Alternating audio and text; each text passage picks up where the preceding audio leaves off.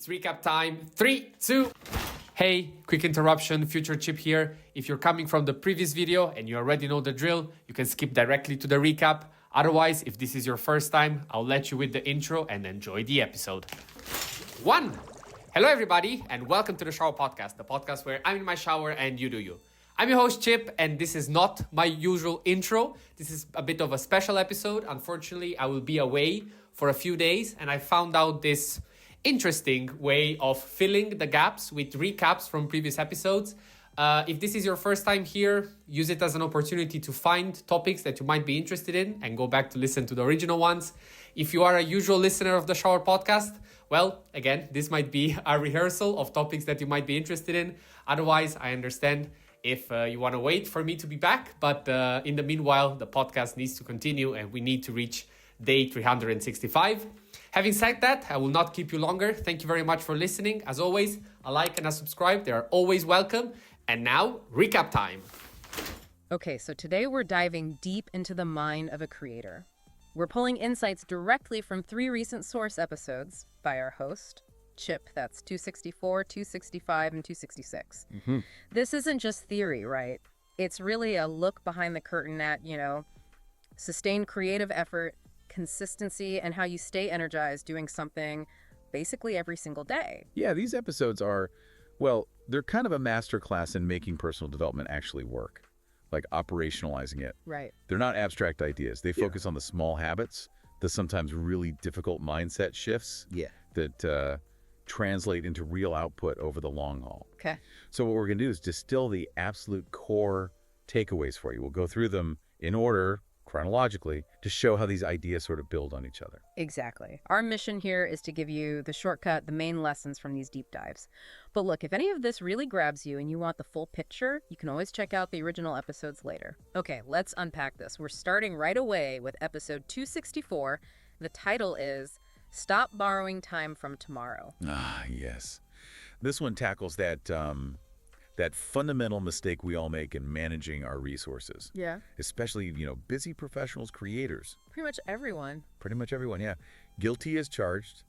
It's treating sleep or rest or just your energy levels like a bank account. You can just keep overdrawing without, immediate consequences. That trap of, I'll catch up this weekend, or just one more hour scrolling, it won't hurt. Exactly. That seductive trap. And the episode just, boom, hits that idea hard with science right away. Chip references studies from the Sleep Health Journal. Yeah, and they detail this surprising cost.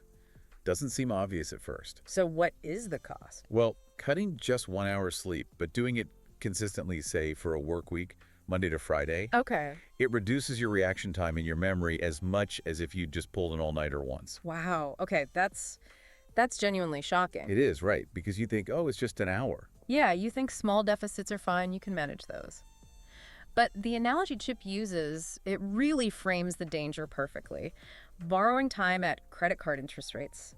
That debt just compounds. It really does. And it's compounding chemically. Yeah. This is where, the sleep researchers like Matthew Walker, their work becomes so important for context. Right. We often just focus on the physical rest part, but the brain uses sleep for crucial housekeeping. It's actively clearing out toxins, these metabolic byproducts that build up during the day just from thinking and being awake. So if you skip that cleanup crew consistently, what are you actually carrying forward into the next morning, like Tuesday morning? You're basically carrying forward mental junk data. Seriously. And the consequence isn't just feeling tired.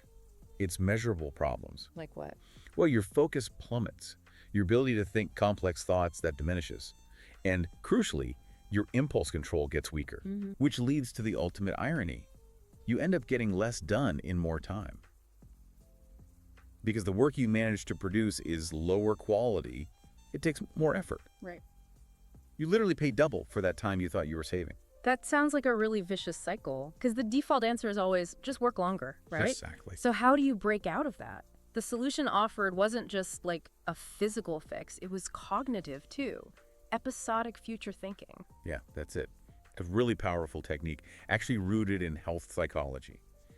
Instead of asking that impulsive, in-the-moment question, can I squeeze in one more email, one more episode on Netflix? Right. You force yourself to visualize the next day. You ask, what do I want tomorrow to feel like? I really like that framing. It makes it concrete, doesn't it? An empathetic act almost. You stop treating tomorrow you like some stranger who has to clean up your mess from tonight. Yeah, you stop treating tomorrow you like a stranger. Yeah. Exactly. You play like you actually care about that future person. Because you are that future person. Yeah. Right.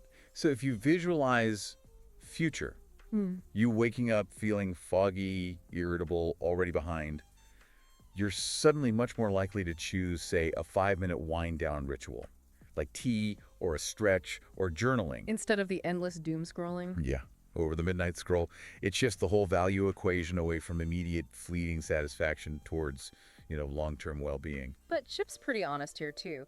He did note that even knowing all this, he still struggles with it. Because when you're juggling complex stuff, extra projects, finding the time consistently is just, it's a huge challenge. It's exhausting. It's good he admitted that. Yeah, it's kind of comforting to know even the expert finds it hard to execute sometimes. And that struggle with consistency. Well, that's the perfect bridge, isn't it? Yeah. If protecting your energy, like in 264, is step 1, then step 2 has to be about how you channel that energy reliably long-term. Right.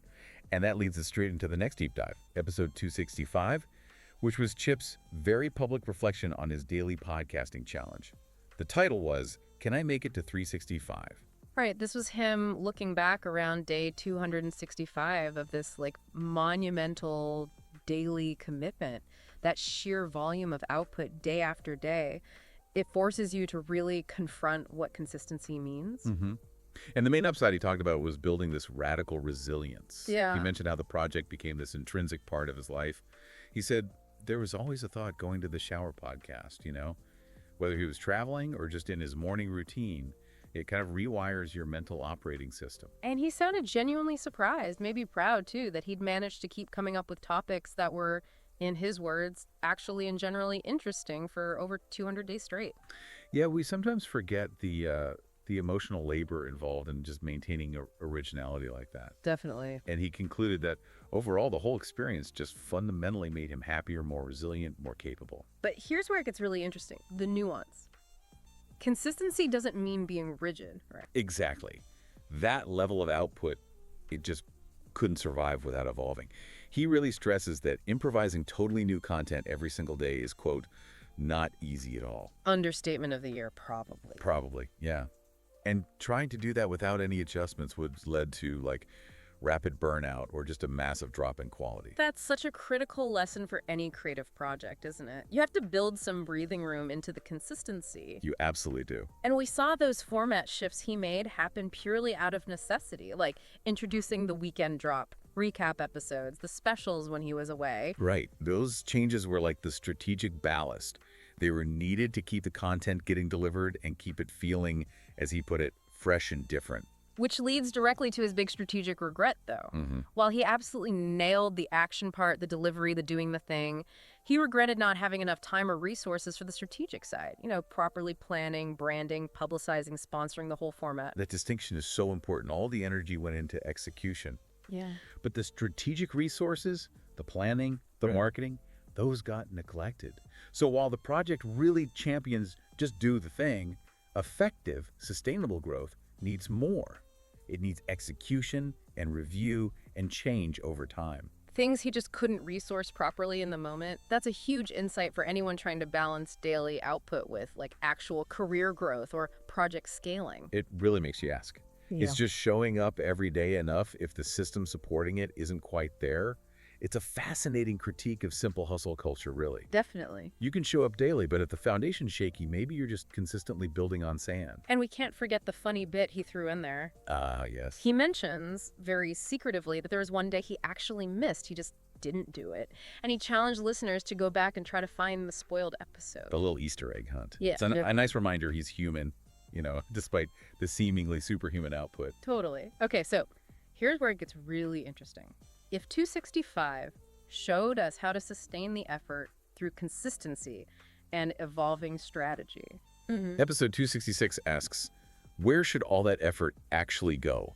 It's a deep dive into quality, into internal standards. The title, Details Matter. And he kicks this one off with just the perfect demonstration of that internal struggle creators face, right? Yeah, tell us. He admits, right up front, he recorded 266 just minutes after 265. But he changed his shirt for the camera. And he totally acknowledges nobody would notice this tiny difference, especially, most people just listening to the audio. So why bother? That's the question, right? It sets up the core conflict perfectly, because he also acknowledges the brutal reality of how people consume content now. Right. Quick scrolling, maybe looking for just 2 to 10 seconds. Exactly. Subtitles, fancy frames, thumbnails, all those details we sweat over, often completely ignored.